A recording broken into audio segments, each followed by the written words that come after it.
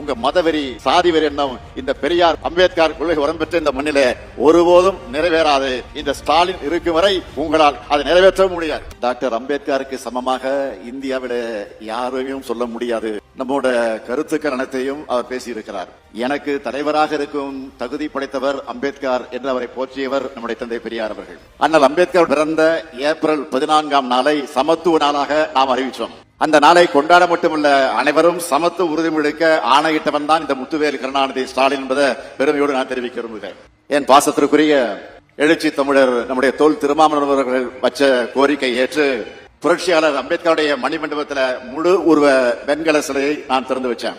ஒடுக்கப்பட்ட மக்கள் சமூகம், அரசியல், பொருளாதாரம்னு எல்லா வகையிலும் மேம்பாடு அடையணும். அதுதான் உண்மையான விடுதலை என்று அண்ணல் அம்பேத்கர் கருதினார். அந்த வழியில் உருவாக்கப்பட்ட திட்டம் தான் அண்ணல் அம்பேத்கர் தொழில் முன்னோடிகள் திட்டம்.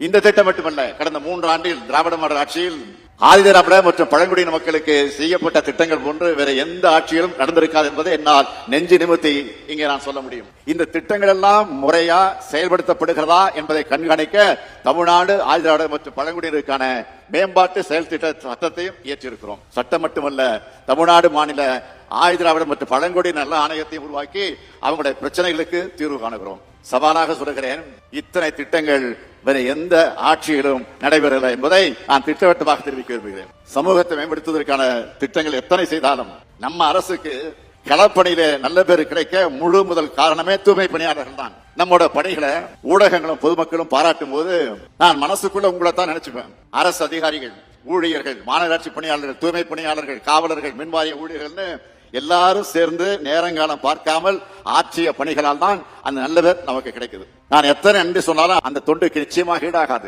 தூய்மை பணியாளருடைய நலனுக்காக நம்முடைய திராவிட மாடல் அரசால் தூய்மை பணியாளர் நல வாரியம் தொடங்கப்பட்டுச்சு. அரசினுடைய நலத்திட்டங்கள் மற்றும் மானியங்கள் எல்லாம் எல்லா தூய்மையாளருக்கும் சென்றடையும்னு நம்ம அரசால் அதற்குரிய விழிப்புணர்வு ஏற்படுத்தப்பட்டு கடந்த 3 ஆண்டுகள்ல 3,06,775 உறுப்பினர்கள் இப்ப பதிவாகியிருக்காங்க. அவங்க எல்லோருக்கும் பல்வேறு நலத்திட்டங்கள் வழங்கப்பட்டு வருது. உங்களுக்கு மருத்துவ காப்பீட்டு அட்டை கிடைப்பதில் கூட பிரச்சனை இருக்குன்னு சொன்னாங்க. என் கவனத்துக்கு வந்துச்சு. உடனே அதை வழங்க நான் உத்தரவிட்டேன். அது மட்டுமல்ல, தமிழ்நாடு தூய்மை பணியாளர்கள் நல வாரியத்தில் பதிவு பண்ணி இருக்கக்கூடிய உறுப்பினர்களுக்கு தமிழ்நாடு நகர்ப்புற வாழ்விட மேம்பாட்டு வாரியம் மூலமா அடுக்குமாடி குடியிருப்புகள்ல 90% அரசு மானியத்தோட 1000 வீடுகள் பல்வேறு மாவட்டங்கள்ல வழங்கப்பட்டிருக்கு. நம்மோட குறிக்கோள் மனித கழிவுகள் மனிதர்களை அகற்றக்கூடிய அவலநிலைக்கு முழுமையாக முற்றுப்புள்ளி வைக்கணும். இந்த பணிகள் இயந்திரமயமாக ஆக்கி இருக்கிறோம். இப்படி பட்டியலின பழங்குடியின மக்களுக்கு நலத்திட்டங்கள் உதவி செய்வதோடு நம்முடைய கடமை முடிஞ்சிட்டு தான் அப்படி நான் கருதல. நம்முடைய லட்சிய பயண வெளியில ஒரு சில தடைகள், இடர்பாடுகள் இருக்கிறத நான் மறுக்கல. உடனே சில பேர் அதை மட்டும் பெருசுபடுத்தி அரசியலாக பார்க்க என்னென்ன பேசுறாங்க. இதுதான் பெரியார் மண்ணா, இதுதான் அம்பேத்கர் மண்ணான்னு கேள்வி கேட்கிறாங்க. ஒரு இடத்துல நடந்த சம்பவத்தை முழுசா புரிஞ்சிக்காம, அதில் அரசோட செயல்பாடுகளை தெரிஞ்சிக்காம, தெரிஞ்சிருந்தாலும் திட்டமிட்டு வதந்திகளை பரப்பி நம்ம திராவிட மாடல் அரசுக்கு கெட்ட பெயரை உண்டாக்க வேண்டும் என்று நினைக்கக்கூடியவர்களுக்கு நான் சொல்லிக்கொள்ள விரும்புவது, உங்க மதவெறி சாதிவெறி எண்ணம் இந்த பெரியார் மண்ணில அம்பேத்கர் கொள்கை உரம் பெற்ற இந்த மண்ணில ஒருபோதும் நிறைவேறாது, ஒருபோதும் நிறைவேறாது. இந்த ஸ்டாலின் இருக்கும் வரை உங்களால் அதை நிறைவேற்ற முடியாது.